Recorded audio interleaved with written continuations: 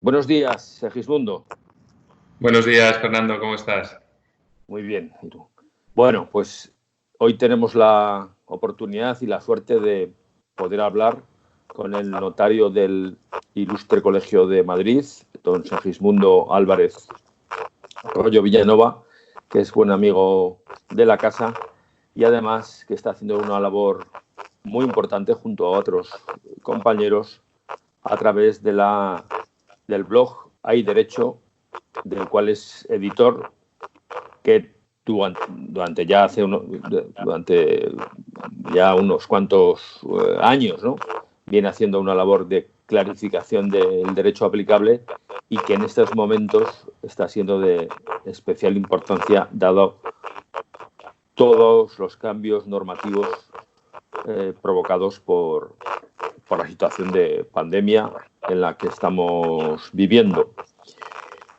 Bien, Segismundo, yo lo primero que te preguntaría es cómo está afectando esta situación a la vida de las notarías. Bueno, pues nosotros, los notarios, declarado uno de los reales decretos que era servicio esencial, que éramos servicio esencial. Entonces las notarías siguen abiertas, lo que pasa es que después hubo una instrucción de la Dirección General diciendo que, pues bueno, por motivos de seguridad se tenía que hacer únicamente aquellas operaciones que fueran urgentes, ¿no? O sea que realmente estamos trabajando prácticamente a un 10% de nuestra actividad habitual y formalizando únicamente, pues bueno, los documentos que tienen plazos perentorios o cuestiones que son urgentes y que no pueden esperar, ¿no? Y bueno, o sea que en ese sentido estamos un poco como todo el mundo, es decir, como todo el mundo, no, como muchas empresas y entidades con un ritmo de trabajo pues limitado. Pero bueno, por lo menos podemos atender a las personas y a los clientes en las cuestiones que son más urgentes. O sea que, y nosotros hemos tenido la suerte de que no hemos tenido casos también en la notaría, que eso también a veces pues te obliga a modificar el sistema, pues a poner a hacer cuarentenas, etcétera. Nosotros estamos teletrabajando prácticamente todo el mundo con un pequeño número de personas que vienen todos los días, pero vamos, eso, una octava parte de nuestro personal es el que viene, el que se desplaza, el resto trabaja a distancia. Bueno, pero probablemente en vuestro caso esas escrituras se volverán a hacer cuando se levante esto. ¿Quién sabe? Eso no lo sabemos, unas se harán y otras no. Yo espero que la mayor parte se hagan. Yo intento ser optimista y efectivamente pues yo creo que no seremos los que peor lo pasemos. O sea, y es evidente que hay otros sectores como la hostelería o el turismo que lo van a pasar muy mal porque de estos meses no solo no van a recuperar nada, sino que después les va a costar bastante recuperar el nivel de actividad, ¿no? Aunque sí, en ese sentido yo creo que nosotros seremos, dentro de lo que cabe, privilegiados o que sufriremos menos. Muy bien. Hay una cuestión muy importante, un cambio normativo muy importante que, que se ha promulgado estos días y es el que tiene que ver con la paralización del pago de las hipotecas, ¿no? Entonces te pediríamos como favor, digamos, o como servicio para que todo el que pueda oír este vídeo tenga un poco de mayor claridad, cómo ha quedado la situación de la posible suspensión del pago de la hipoteca, las hipotecas, si es por primera vivienda o si es también para otros préstamos garantizados. En líneas generales, ¿cómo ha quedado la situación? Muy bien. Pues sí, ha habido dos reales decretos, el 8/2020 y el 11/2020, que han regulado esto de la moratoria hipotecaria. En realidad ya no podemos hablar de moratoria hipotecaria porque el segundo real decreto lo extiende también a préstamos personales, es decir, a préstamos que no están garantizados con vivienda. La aplicación es un poco compleja. O sea, por un lado tenemos los préstamos hipotecarios, Entonces son los préstamos hipotecarios para adquisición de vivienda habitual, eso está claro, pero también después se amplió a los préstamos hipotecarios para la adquisición de inmuebles afectos a la actividad y muy limitadamente a los préstamos hipotecarios para adquisición de otras viviendas, o sea, de segundas viviendas, por ejemplo, pero solo si estaban arrendadas y como consecuencia del COVID se ha producido una moratoria en el pago del arrendamiento. O sea, todos estos préstamos están incluidos. El segundo Real Decreto Ley, además, incluía también los préstamos personales, es decir, que si hay una persona que tiene un préstamo para comprar un coche o lo que sea, también puede pedir la suspensión en determinadas circunstancias. Lo que pasa es que esta moratoria no se aplica a todo el mundo, sino solo a las personas que la ley considera en situación de vulnerabilidad, es decir, a personas que tienen un nivel de ingresos bajo y de esfuerzo alto, de esfuerzo de la cuota en relación con sus ingresos. O sea, para explicarlo es un poco largo y complejo, pero básicamente lo que se exige es que se tengan, primero, que haya habido una modificación de los ingresos como consecuencia del COVID, o sea, de la situación de alarma o de la crisis esta de la pandemia, en el sentido de que se tiene que haber o pasado a una situación de desempleo o, si eres autónomo, que se hayan reducido tus ingresos en más de un 40%. Yo entiendo que también, si has sido objeto de un ERTE, es decir, que cobras del desempleo, aunque no hayas pasado al desempleo total, sino una situación de suspensión o incluso de suspensión parcial, yo entiendo que también se aplica, aunque eso es discutible. Además, es necesario que los rendimientos, o sea, los ingresos de la unidad familiar sean inferiores a 3 veces el IPREM, que es el índice, bueno, básicamente es un poco una cantidad que fija el Estado, que es una renta mínima, ¿no? Que son como 500 y pico euros. Es decir, que la renta de la unidad familiar tiene que ser inferior aproximadamente a 1.600 euros, lo cual es un nivel muy bajo. Se aumenta ligeramente en el caso de que haya personas con discapacidad y también por el número de miembros de la unidad familiar, pero en realidad esto es una limitación muy estrecha que hace que en cuanto tengas unos ingresos medios no vas a poder pedir la moratoria hipotecaria. Además, se exige que la cuota de la hipoteca sea superior al 35% de los ingresos de la unidad familiar, o sea que hay un esfuerzo alto en relación con los ingresos y además que exista un aumento del esfuerzo de un 30%, es decir, que entre la situación primera anterior a la situación de alarma y la actual haya aumentado el esfuerzo en un 30%. Todo esto hace que sea, bueno, que naturalmente habrá bastantes deudores que puedan acogerse a esto, pero la inmensa mayoría con rentas medias no van a poder acogerse. En el caso de los préstamos personales, para cumplir estos requisitos de los porcentajes, se suma la cuota que tengas del préstamo personal a la cuota hipotecaria si la tienes o a la renta del alquiler si no estás pagando hipoteca. O sea, para cumplir esos ratios que hemos visto, o sea, que eso, bueno, por decirlo de alguna manera, si tú tienes derecho a la moratoria hipotecaria y además tienes un préstamo personal, vas a poder pedir la moratoria de ambos, ¿vale? Y también en determinados casos, si estás pagando un alquiler que absorbe una parte importante de tu renta y tu renta no es alta.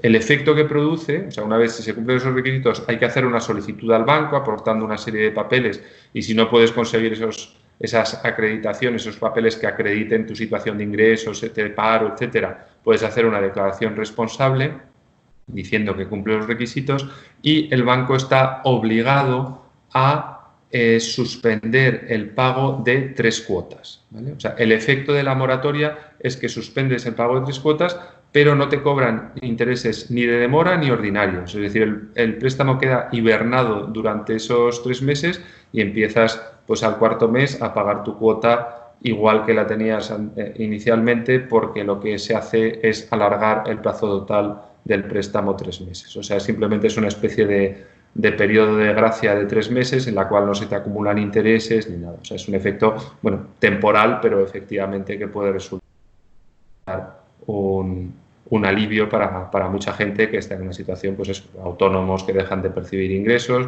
personas que pasan al paro o a cobrar una tercera parte de su sueldo de repente por una reducción. La puerta es estrecha porque se limita a personas con ingresos medios bajos, o sea, con los ingresos medios van a quedar fuera, pero bueno, por lo menos esas personas que son las más vulnerables efectivamente van a poder tener esta pequeña ventaja. Sí, lo que no sabemos es si esta situación se prolonga, pues quizás ese plazo de 3 meses se extienda. Si esta situación se prolonga, se prevé en el Real Decreto que se pueda prolongar también la suspensión, pero vamos, será necesario otro Real Decreto Ley. Bueno, esperemos que no sea necesario, pero es posible que sí, claro, porque la verdad es que con el verano por medio, toda la gente que depende, como decíamos antes, de la hostelería y el turismo, que son muchos, y efectivamente muchos de ellos en rangos de ingresos relativamente bajos, pues van a seguir teniendo dificultades en septiembre, ¿no? Pues está claro. Y luego, además, una vez que se supere, creo que dice la normativa, una vez que se supere esta situación, habrá que formalizar también la correspondiente anexo a la escritura hipotecaria. En principio, se prevé una formalización, pero esto produce efectos inmediatamente. Es decir, desde el momento de la solicitud, los bancos están obligados a aplicar la moratoria independientemente, sin que se formalice. De hecho, se prevé que mientras estemos en estado de alarma no se formalice. Y en el Real Decreto Ley de hoy, concretamente, se especifica que la formalización la tiene que hacer exclusivamente el banco, porque en realidad la modificación ya se ha producido con la solicitud. Lo que hace el banco simplemente es reconocer que se ha producido esto para que haya una coordinación con el título, es decir, con la escritura y con el registro de la realidad, pero no va a tener que ir el deudor a la notaría a hacer la elevación al público, lo cual es lógico porque los efectos están absolutamente tasados. No es que haya una novación entre el banco y el deudor que pactan unas nuevas condiciones, simplemente el deudor solicita la moratoria y se aplica estrictamente lo que dice la ley, es decir, se suspende el pago de 3 cuotas y se alarga 3 meses el préstamo, con lo cual realmente no tiene ningún sentido que para algo que está absolutamente tasado y que es automático y que ya se ha producido antes, sea necesario convocar al deudor y hacerle perder el tiempo. Aparte de que, por desgracia, vamos a tener esta situación me da la sensación de confinamiento o de limitación de circulación, con lo cual, pues efectivamente, cuanta menos gente tengas que desplazar para esto, pues mejor, ¿no? Yo creo que eso también lo ha tenido en cuenta el nuevo Real Decreto Ley. Muy bien, gracias. Vamos a ver, hay una segunda cuestión que sí que quería someter a tu opinión y es todo lo que tiene que ver con el cumplimiento de contratos ordinarios, no contratos hipotecarios, sino con relaciones jurídicas ordinarias entre alguien que ha encargado un contrato de obra o de servicio, pongamos por ejemplo pues un informe, o ha encargado una reforma en una vivienda o la entrega de un mueble y lógicamente el que tiene la obligación de entregar esa obra o prestar ese servicio. ¿Cómo toda esta realidad es afectada por la situación que estamos viviendo? Claro. Bueno, en realidad lo del préstamo hipotecario que estamos hablando es lo mismo, es decir, es un contrato que se tiene que cumplir y cómo le afecta las condiciones. Pero claro, la mayoría de los contratos, la ley no ha regulado qué es lo que pasa con ellos. Ha habido alguna regulación en materia de alquiler de vivienda también para personas vulnerables, pero como decías, Fernando, pues hay un montón de contratos pendientes de ejecución que se han contratado antes y que ahora mismo hay que ver qué pasa con ellos, ¿no? Entonces, esto está previsto en el Código Civil, ¿no? O sea, a través de la institución de lo que se llama el caso fortuito y la fuerza mayor. Es decir, que tú estás obligado a cumplir tus obligaciones y además asumes el riesgo de tu cumplimiento. Es decir, si tú te has obligado a entregar una cantidad de dinero, al acreedor no le puedes contar que, oye, no, es que ahora me viene mal, ¿no? Tú asumes una obligación y asumes el riesgo de que pueden surgir circunstancias entre que la contraes y la tienes que cumplir. Ahora, la ley dice que en el caso de que haya circunstancias absolutamente imprevisibles e inevitables, que son el caso fortuito y la fuerza mayor, pues no se producen los efectos típicos de las obligaciones, es decir, que tienes que cumplir y segundo, que si no cumples tienes que indemnizar por los daños producidos al acreedor, a la persona que le tenías que cumplir. ¿Qué sucede aquí? Pues lógicamente, si tú estabas haciendo una obra que tenías que entregar y el Estado te impide continuar con la obra, no tiene sentido que el que tiene que recibir la obra, el acreedor, te pueda reclamar daños y perjuicios por algo que no es tu culpa y que viene impuesto por fuera y que tú no podías prever, ¿no? Entonces, eso es lo que el Código Civil considera caso fortuito y fuerza mayor, y el efecto de esto es que si tú te retrasas, por ejemplo, en ese cumplimiento por algo que no es tu culpa, que es fuerza mayor, que en este caso la pandemia y las normas que se han tomado para afrontarla claramente es algo totalmente imprevisible, pues entonces lo que sucede es que no te pueden exigir daños y perjuicios por el incumplimiento. Tendrás que cumplir cuando se pueda razonablemente. Este es el primer efecto, ¿no? Que esto sí está regulado en la ley. Lo que pasa es que el caso fortuito y la fuerza mayor no dice el código qué pasa con las obligaciones. Dice que si la obligación es totalmente imposible de cumplir, es decir, si tú tenías, por ejemplo, una reserva en un restaurante un día en el cual se cierran. Eso es un supuesto totalmente imposible de cumplir, con lo cual dará lugar pues, a que tú no estás obligado a pagar y él no está obligado a darte la cena y ninguno de los dos es responsable de los daños y perjuicios. Pero en cuanto a las obligaciones, en principio, pues en el caso de imposibilidad, pues ninguno cumple la prestación y ya está.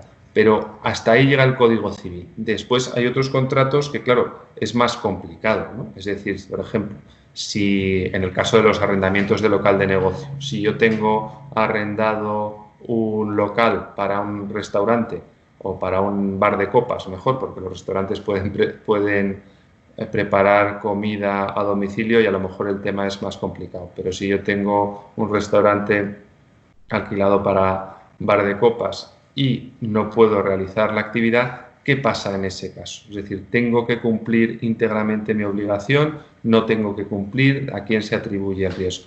Lo mismo puede pasar en relación con cualquier contrato. Es decir, como tú decías, si yo he comprado una casa antes de la crisis, pero todavía no la he pagado, no hemos hecho la escritura, ¿puedo resolver el contrato? No puedo resolver. Y otros, vamos, hay infinidad de supuestos. Entonces, para eso hay una doctrina que se ha elaborado por la jurisprudencia del Tribunal Supremo, clásica, que viene del derecho romano, que se llama la cláusula rebus sic stantibus, que quiere decir estando igual las cosas, ¿no? Es decir, se considera que en todos los contratos hay una cláusula implícita que dice que yo hago este contrato, pero teniendo en cuenta las circunstancias actuales. Si esas circunstancias varían de una manera también, como decíamos antes, totalmente imprevisible e inevitable y producen unos efectos sobre el contrato que hacen que sea de alguna manera imposible o excesivamente oneroso cumplir el contrato de la misma forma, se tiene que moderar o ajustar el contrato a la nueva situación. Lo que pasa es que es una doctrina que se aplica de manera restrictiva y excepcional. Es decir, la norma general es la regla clásica también del derecho romano que se llama pacta sunt servanda, es decir, que los pactos se tienen que cumplir. Y únicamente en circunstancias muy excepcionales, con los requisitos que hemos dicho, se puede o bien decir que el contrato ya es imposible cumplirlo dadas las circunstancias. Imaginemos, por ejemplo, un contrato de ese bar de copas que se producía únicamente que era por 3 meses, ¿no? Para los meses de primavera. Pues en ese caso, si no vas a poder abrir en los 3 meses, pues parece que lo que procede es la resolución del contrato, no se va a poder ejecutar. En la mayoría de los casos, lo que se tendrá que hacer es reajustar las prestaciones. De esto, por ejemplo, había ya un ejemplo en el Código Civil en el cual se dice que en los arrendamientos de fincas rústicas la pérdida de la cosecha o cualquier circunstancia extraordinaria no da lugar a la revisión de la renta. Es decir, el que alquila una tierra ya sabe que puede llover, puede organizar y es responsable de su actividad. Pero dice que en casos absolutamente extraordinarios, es decir, casos extraordinarios, y cita entre otros casos la peste, que puede ser semejante a la pandemia, y cuando suponga una reducción en más del 50% de la cosecha, puede dar lugar a un reajuste de la renta, ¿no? Y estas son las cosas que se están discutiendo ahora. Es complicado, no hay una solución clara para cada caso. Por ejemplo, en la jurisprudencia del Tribunal Supremo de los últimos años ha habido muchos casos en los que se ha pedido la aplicación de la cláusula rebus sic stantibus con ocasión de la crisis, es decir, contratos que se realizaron en el año 2006 a largo plazo, por ejemplo, contratos que pagaban por publicidad en televisión y que después cayeron muchísimo los rendimientos de la publicidad y ha habido gente que ha intentado que se les revisen esos contratos. Y dependiendo de los casos, se ha concedido ese reajuste o no. O sea, realmente es un caso que es un supuesto, el de la cláusula rebus, que hay que examinar caso por caso. Hay que ver que efectivamente el efecto que se produce viene de la pandemia, es decir, que no influye en otras cosas, que el deudor ha hecho todo lo posible, todo lo que estaba en su mano por seguir haciendo la actividad, por ejemplo, y después que los riesgos no estén asignados ya por el contrato expresamente, que eso puede suceder, pues poner en un contrato que los casos fortuitos y cualquier circunstancia, incluso la fuerza mayor, sea de cuenta de una de las partes. Pues entonces en ese caso no puedes acudir al juez porque ya lo habías pactado. En otros casos el Tribunal Supremo ha considerado que el propio carácter del contrato ya asignaba los riesgos a alguien. Por ejemplo, el riesgo de que tú no puedas pagar, es decir, de que tú no seas solvente, se considera que nunca es susceptible de reajuste. Podrán ir a un procedimiento, si no puedes pagar realmente, pues será un procedimiento de concurso de acreedores y eventualmente te puedes incluso liberar de las deudas, pero en principio el riesgo de solvencia no es objeto de la cláusula rebus sic stantibus. También, por ejemplo, en contratos de inversión se ha considerado, también con ocasión de la crisis, decir, oye, tú contratas un producto de inversión que tiene cierto riesgo y después las cosas van mal, incluso por una crisis, tú no puedes decir que eso ha cambiado totalmente las circunstancias, porque en un contrato de inversión en su propia esencia está incluido que el riesgo es del inversor, porque si ganas mucho, el otro no te va a decir que, oye, que has ganado mucho más de lo que esperábamos, dame una parte. Pues si ganas poco o pierdes mucho, y además eso se preveía en el contrato, la posibilidad de una pérdida total, pues no puedes acudir a la cláusula rebus sic stantibus. En general, es complicado dar una regla única a saber cómo se va a desarrollar. Lo que sí está claro es que hay una cierta obligación de buena fe por las dos partes. O sea, tanto el que no va a poder cumplir o que considera que no puede cumplir o que el contrato se ha convertido en excesivamente oneroso, como la otra parte, tienen la obligación de actuar de buena fe. De manera que, obviamente, si eres el arrendador del bar de copas y sabes que es una persona que dependía de esa facturación para pagarte la renta, pues no le puedes rescindir el arrendamiento y pedirle daños y perjuicios inmediatamente, sino que estarás obligado a ver cuándo te puede pagar, a ver si le rebajas la renta o lo otro. Igual que el arrendatario no puede decir, oye, pues como no abro, no pago. Pues no, tendrás que notificar que tienes dificultades de pago, pedir una negociación y tal. O sea, yo lo que he escrito en algunos artículos, lo que insisto es, aunque esto es una doctrina de aplicación jurisprudencial, hay que intentar evitar que llegue a los tribunales. Eso es la primera obligación que tenemos todos los que tenemos en vigor cualquier contrato. Tenemos que negociar con nuestros arrendadores, arrendatarios, trabajadores y cualquier proveedores, contratistas, etcétera, para intentar llegar a un acuerdo, evitar que llegue a los tribunales y mantener esa confianza en la contratación que se basa en la buena fe, ¿no? Esa es la única regla general casi que se puede dar para todos los contratos. Pues muchas gracias, Fernando. Desde luego yo me quedo con este último mensaje, que es lo adecuado, lo ideal, ¿no?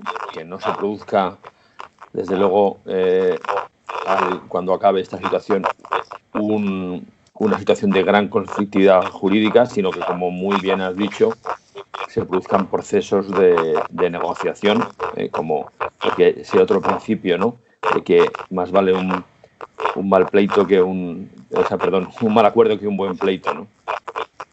Pues muchas gracias, nos has dado un baño. Una cosa. Sí, adelante. Sí, no, quería decir una cosa de estos de momento para la publicidad. Como has hablado de Hay Derecho, de la Fundación Hay Derecho, claro.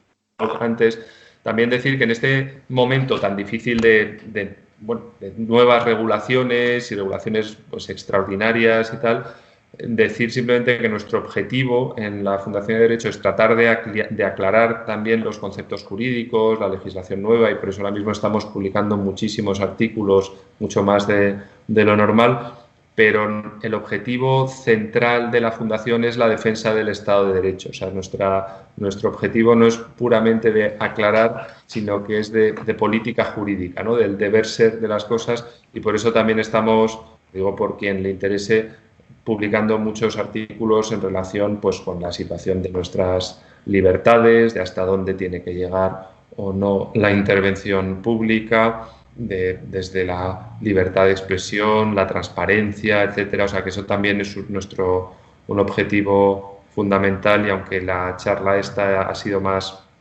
técnica, por decirlo de alguna manera, pero que los temas de fondo y de política jurídica general y de libertades y de respeto del Estado de Derecho es nuestro objetivo principal, ¿no? Simplemente por... Sí, lo tenéis el blog colgado del proyecto Expansión, ¿verdad? Sí, tenemos un acuerdo con Expansión y entras a esto. O sea, somos una fundación totalmente independiente, pero vamos, nos metieron dentro de sus blogs de referencia jurídicos. Pero vamos, se llama efectivamente la extensión es Hay Derecho Expansión ahora mismo, pero vamos, es una fundación independiente. Muy bien, pues bueno, para el que nos oiga también, también hay que decir que los despachos de abogados, aunque estén teletrabajando, están abiertos, y que aparte de toda la riquísima información que puedan obtener, ¿no?, del blog al que estamos haciendo referencia, Hay Derecho, también, lógicamente, pues el que tenga una situación de mayor complejidad puede consultar, lógicamente, a su abogado, asesor jurídico de referencia, ¿no? Bueno, pues muchísimas gracias, Segismundo, por este baño que nos has dado sobre esta situación, y en particular por la labor tan importante y altruista que estáis haciendo desde la Fundación Hay Derecho. Muy bien. De acuerdo, pues muchas gracias, Fernando.